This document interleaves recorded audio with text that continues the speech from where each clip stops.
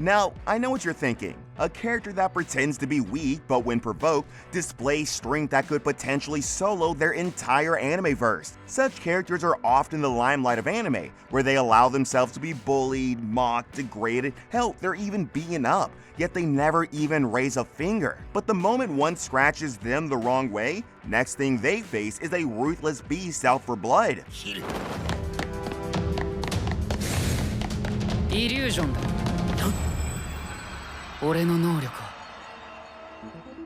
Hello and welcome back to Animeology. Today we'll be discussing some powerful anime main characters who only pretend to be weak. Let's get started, shall we?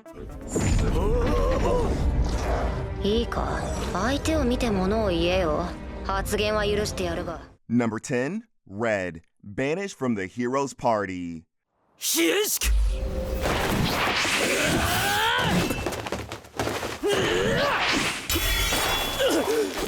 Gideon, a former member of the hero's party, and one to get banished from it after being seen as dead weight by the party members. Now taking up a new identity as Red, he walks in the frontier of Zoltan, keeping a low profile and having the desire to open up a drugstore. Red wasn't always so useless or a deadweight. However, the fact that the other party members were much stronger than him is a completely different story.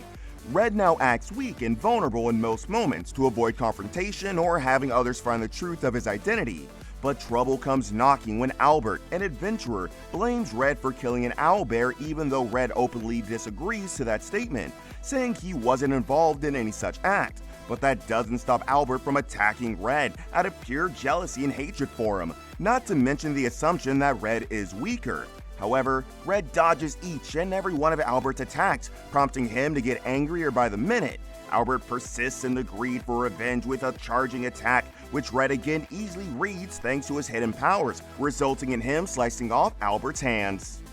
Number 9. Akira Shiroyanagi, battle game in 5 minutes.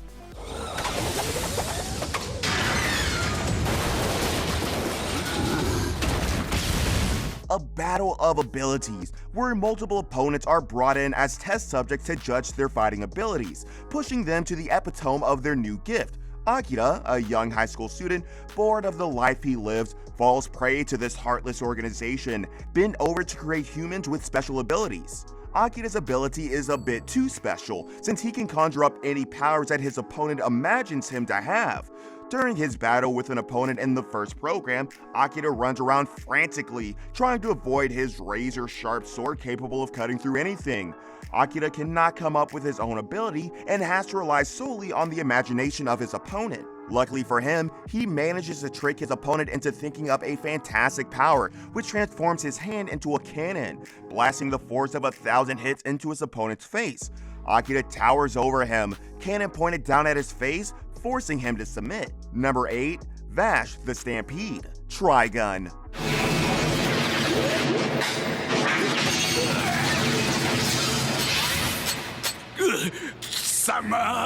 Straight from the archives and right onto the big screens, Trigun is one of those few really good anime that leave you with a strong sense of nostalgia. The opening episodes of Trigun feature a boy called Vish, trying to prove himself to bear no resemblance to the one named Vish the Stampede, a renowned outlaw that possesses some pretty badass abilities. His goofy and cool-headed nature sees him go out of his way to avoid violence. But as early as episode 2, we get to witness firsthand why people recollect him as Vish the Stampede. In somewhat of a sticky situation he finds himself in while trying to protect his precious Marianne, Vish masterfully reads the trajectory of and dodges bullets shot from the gun held by Mr. Cliff, and doing so without even taking a scratch to his body. Zealously, Vish pops up in front of Mr. Cliff, taking the gun right out of his hands and flicking his nose, sending him a few steps back in pain. With a blank poker face, Vish is anything but a goofy weakling when he's in the mood to fight. Number 7. Colonel Hughes. Grab me a tissue, will ya? You probably didn't expect this here, but Colonel Hughes is by far one of the bravest and most loving characters the anime series has ever seen. Showing himself to be an obsessive father and loving husband, he never wastes a moment to talk about his beautiful daughter and wife. But when duty calls, Colonel Hughes responds to that with utter determination and focus. With seconds ticking on the clock, Colonel Hughes had finally pinpointed the homunculi's master plan, but then again, they weren't going to let him off the hook so easily and attacked him. Taking a fatal wound to his chest, Colonel Hughes drags himself to the phone booth to make a call to Roy Mustang and tell him about the plan. Envy shapeshifts into Hughes' beloved wife, thus preventing him from shooting her, allowing Envy to deliver the final bullet, resulting in the death of the greatest colonel ever. His bravery, despite not possessing the ability of alchemy, is what his life was all about. Number 6. Zenetsu, Demon Slayer.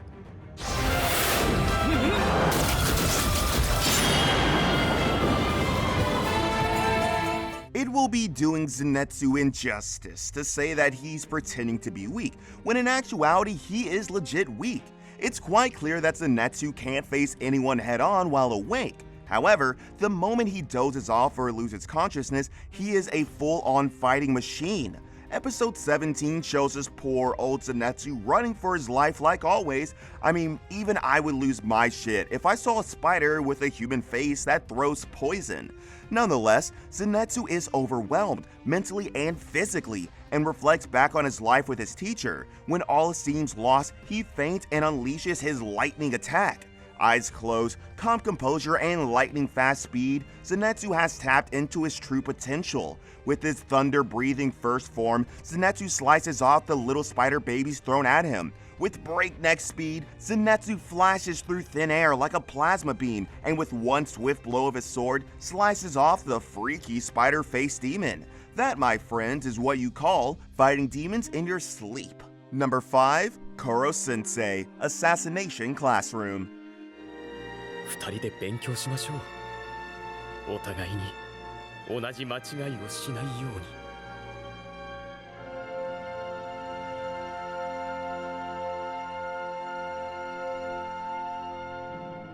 When a mysterious creature chops the moon down to a permanent crescent, the students of Class 3E find themselves confronted with an enormous task: assassinate the creature responsible for the disaster before Earth suffers a similar fate.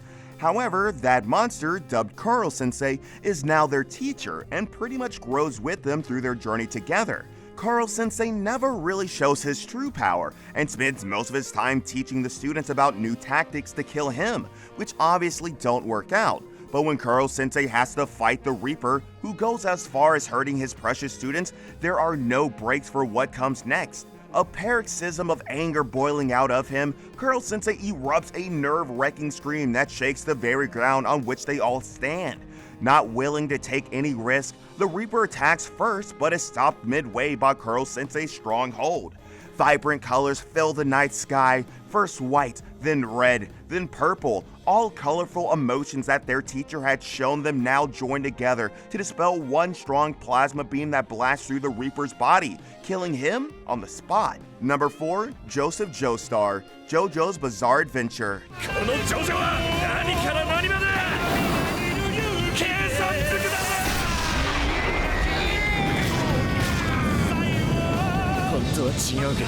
Joseph Joestar was basically the opposite of his grandfather, Jonathan.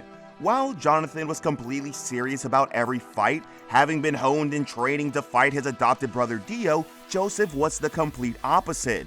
Joseph's battle strategy is basically that he pretends to be weak or helpless, only to later reveal his actual plan to bring his opponent down. Now, those plans don't always have to be him using his complete powers, and can be as simple as playing silly tricks to fool them. Joseph's fight with cards is a prime example of him always having his deck of cards in the right place at the right time. The skin on JoJo's knee burns and melts, excruciating pain seizing his entire body. Cars towers over Joseph's weakened body, almost tasting the inevitable win. All that's left is to finish the job. Cars moves toward Joseph to end his suffering, aka killing him. But who are we kidding? Joseph pulling off the red stone of Aja that deflects Cars' finishing move? To make matters worse, it intensifies the volcanic eruption, resulting in JoJo and Cars being thrown up miles into the air.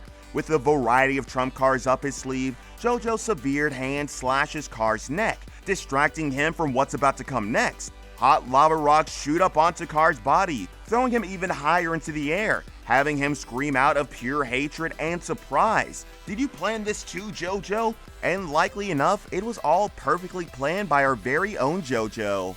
Number 3. Lelouch, Code Geass. 撃っていいのは撃たれる覚悟があるやつだけだと。なんだ。ルルーシュビ・ブリタニアが命じる。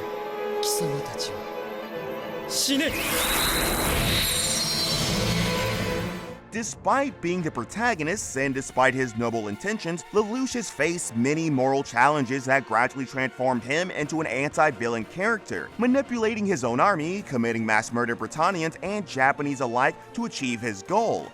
Nonetheless, his manipulative methods, justifiable goals, and skillfully hidden supernatural abilities with his trusty Geass powers make him a worthy candidate for today's subject. Let's head to where it all began, where Lelouch first got the Geass eyes. Trying to save a young innocent girl from the ruthless hands of the Britannian soldiers, Lelouch found himself helpless against the weapons held by his enemies. He witnessed firsthand the murder of an innocent girl, which completely went against his principles. However, it turned out that the girl, before passing on, had bestowed upon him the Geass eyes, allowing Lelouch the ability to finally have revenge. I command you, now die. One command is all it took, and all the soldiers, with a gleeful smile, in unison pointed their guns to their heads and fired. Thus, hidden beneath a disguise of a mere student, was born an individual with ability to help take over the world. Number 2. Lechtbach, Plunderer. The protagonist of this anime, Lechtbach, throughout the anime has presented himself to be pretty weak and perverted. There obviously were reasons for such acts. For most of the series, we get to see a very weak and vulnerable side of Lechtbach, but when push comes to shove, he more than proves his legendary status as the strongest man in the anime. A dismayed voice erupts out of poor Hina, who has been beaten and harassed severely by the imposter of a sergeant, stealing all of her stars. Lechtbach comes to her rescue, challenging him to a star streak. Their furious fight takes off, with Licht dominating with his supersonic speed and ground-shaking powers that sends the lieutenant flying off. Not giving him a moment's rest, Licht unleashes a fury of critical hits, and to finish the fight off, he flies into the sky and comes down like a ball of fire, ending the career of the disgusting lieutenant. Number 1. Rimuru Tempest. That time I got reincarnated to another world as a slime.